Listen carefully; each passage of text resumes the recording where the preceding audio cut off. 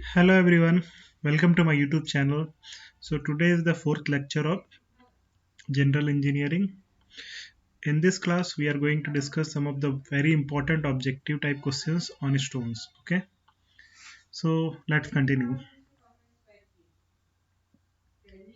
The first question is the rock formed due to the solidification of molten mass. So we all know that the rock that is formed from the solidification of molten mass is known as igneous rock.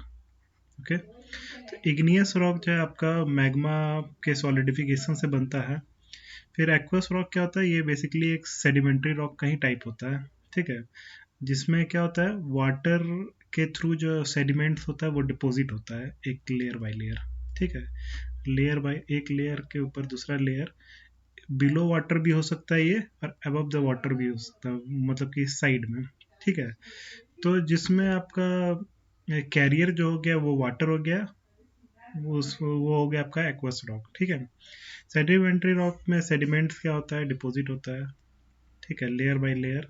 Sediments में क्या क्या आता है, आपका clay हो गया, sand, ये सब सेडिमेंट्स है। तो जिससे सेडिमेंट्री रॉक्स वगैरह का निर्माण होता है। इसका कुछ कुछ एग्जांपल है, सैंडस्टोन, स्लेट, ये सब एग्जांपल हो गया सेडिमेंट्री रॉक का। नेक्स्ट है आपका मेटामॉर्फिक रॉक। मेटामॉर्फिक रॉक में क्या होता है, इसका ओरिजिनल स्ट्रक्चर अल्टर हो जाता है due to excessive heat and pressure. Okay, we all know that. तो इसका आंसर हो गया इग्नियस रॉक। आगे बढ़ते हैं। The rock form due to alteration, अभी जस्ट देखे ऊपर, अल्टरेशन ऑफ ओरिजिनल स्ट्रक्चर। तो ये किसके, ये क्या होता है आपका मेटामॉर्फिक रॉक। ठीक है, under heat and excessive pressure, तो इसका हो जाएगा आपका मेटामॉर्फिक रॉक। ठीक है, तो मेटामॉर्फिक रॉक आपका इग्नियस रॉक भी हो सकता है, इग्नियस रॉक से भी बन सकता है, और सेडिमेंट्री रॉक से भी बन सकता है, बशर्ते उसमें हीट और एक्सेसिव प्रेशर जो है हम लोग को देना पड़ेगा, तब जाके आपका उसका जो ओरिजिनल स्ट्रक्चर होता है वो चेंज होकर मेटामॉर्फिक रॉक में वो तब्दील हो जाता है। ठीक है, तो ये सही है। नेक्स्ट आगे देखते हैं, granite. Granite granite is an example of, तो ग्रेनाइट हो गया एग्जांपल आपका इग्नियस रॉक का। ठीक है, ग्रेनाइट जो है आपका, ये आपका इग्नियस रॉक होता है। ठीक है, बाकी हम लोग ये तीनों जान रहे हैं, एक्वस रॉक क्या हो गया, सेडिमेंट्री क्या हो गया, मेटामॉर्फिक रॉक क्या हो गया। तो ग्रेनाइट एग्जांपल हो गया इग्नियस रॉक का, ये मैग्मा के सॉलिडिफिकेशन से बनता है। नेक्स्ट है आपका laterite is chemically classified as, तो लेटराइट जो है ये आपका बेसिकली सैंडी क्ले टाइप का रहता है। ठीक है, तो क्ले जहाँ भी आ गया, क्ले एल्यूमिना, तो वो हो गया आपका आर्जिलेसियस रॉक। ठीक है, तो इसका क्या हो जाएगा, आर्जिलेसियस रॉक। ठीक है, कैलकेरियस रॉक कब होगा, जिसमें आपका कैल्शियम कार्बोनेट प्रीडोमिनेट करेगा। कैल्शियम कार्बोनेट जिस रॉक में ज़्यादा रहेगा वो हो गया आपका कैलकेरियस रॉक। आर्जिलेसियस रॉक जिसमें क्ले और अल्मुना ज़्यादा रहेगा। सिलिसियस रॉक जिसमें सिलिका ज़्यादा रहेगा। मेटामॉर्फिक रॉक, ये तो ये मार्बल्स वगैरह आता है, ये हो गया मेटामॉर्फिक रॉक। अभी हम लोग जस्ट देखें, the calcareous rocks have dash as a main constituent, अभी जस्ट देखे कैल्शियम कार्बोनेट और लाइम। ठीक है, क्ले और एल्यूमिना में आपका आर्जिलेसियस रॉक होता है। आर्जिलेसियस आर्जिलेसियस रॉक जो हुआ उसमें क्ले और एल्यूमिना मेन कॉन्स्टिट्यूएंट होता है। ग्नीज इज केमिकली क्लासिफाइड एज, तो ग्नीज हो जाएगा आपका सिलिसियस रॉक। ठीक है, ग्नीज हो जाएगा आपका siliceous rock. Calcareous rock, argillaceous, siliceous, none of this. तो ग्नीज होता है आपका siliceous rock.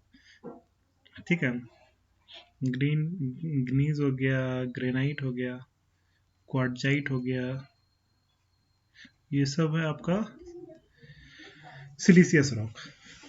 Okay, which of the following is an example of argillaceous rock, तो आर्जिलेसियस रॉक का एग्जांपल काओलाइन भी होता है, स्लेट भी होगा, लेटराइट भी होगा, यानी ऑल ऑफ दिस होगा। ठीक है, ये तीनों आपका आर्जिलेसियस रॉक है, काओलाइन भी, स्लेट भी और लेटराइट भी। ठीक है, विच of the following is an example of siliceous rock? अभी जस्ट देखे हम लोग ऊपर, ग्रेनाइट भी सिलिसियस रॉक है, ग्नीज भी है, क्वार्टजाइट भी है, तो इसमें भी ऑल ऑफ दीज होगा। ठीक है। Limestone is physically classified as, limestone आपका स्ट्रेटिफाइड रॉक होता है। ठीक है। स्ट्रेटिफाइड एंड अनस्ट्रेटिफाइड रॉक हम लोग जस्ट प्रीवियस लेक्चर में देखे थे। जो लेयर्स में स्प्लिट हो जाता है वो स्ट्रेटिफाइड होता है, जो लेयर्स में स्प्लिट नहीं हो पाता है वो अनस्ट्रेटिफाइड होता है। ठीक है। मूरम क्या है? ये डिकम्पोज लेटराइट होता है जो कि डीप ब्राउन और रेड कलर का होता है, तो इसमें हम लोग यस करेंगे। ठीक है। मार्बल किसका एग्जाम्पल हो गया? Marble is an example of metamorphic rock. ठीक है। ये सब हम लोग प्रीवियस क्लास में देख चुके हैं। Okay. Next one is slate. Slate is, sorry, next one is tool number. Slate is the form of tiles is used, यहाँ पे इन होना चाहिए, in the form of tiles is used. तो स्लेट को हम लोग generally it is used as an excellent roof covering material.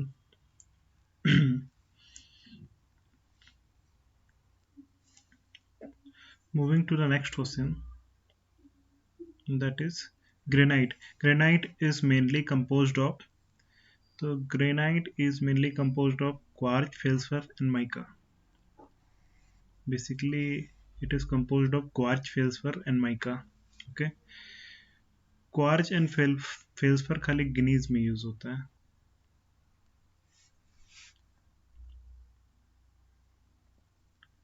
बस Guinness में होता है। Sandstone consist of quartz, lime and silica.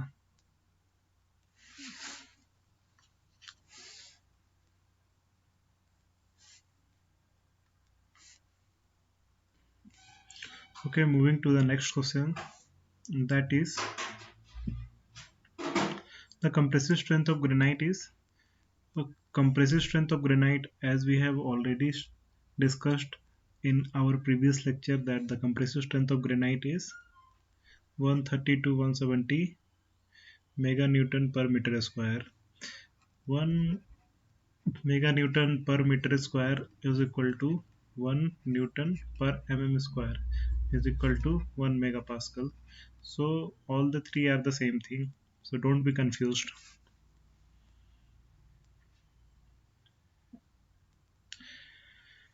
A good building stone is one which does not absorb more than 5% of its weight of water after 1 day immersion. मतलब एक बढ़िया building stone उसी को बोलेंगे अगर हम लोग एक दिन उसको पानी में डाल के रखते हैं तो वो अपना वेट से 5% से ज़्यादा जो है वेट को एब्जॉर्ब नहीं करना चाहिए, मतलब वाटर एब्जॉर्ब नहीं करना चाहिए।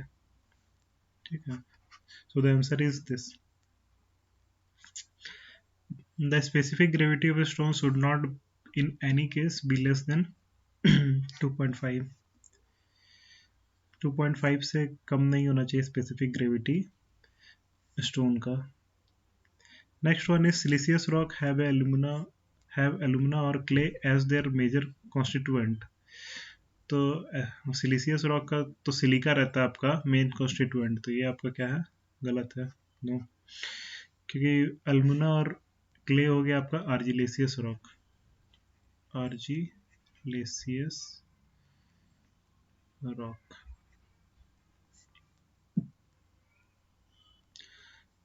Argillaceous rock have their main constituent as clay और एल्यूमिना। अभी जस्ट ऊपर देखें,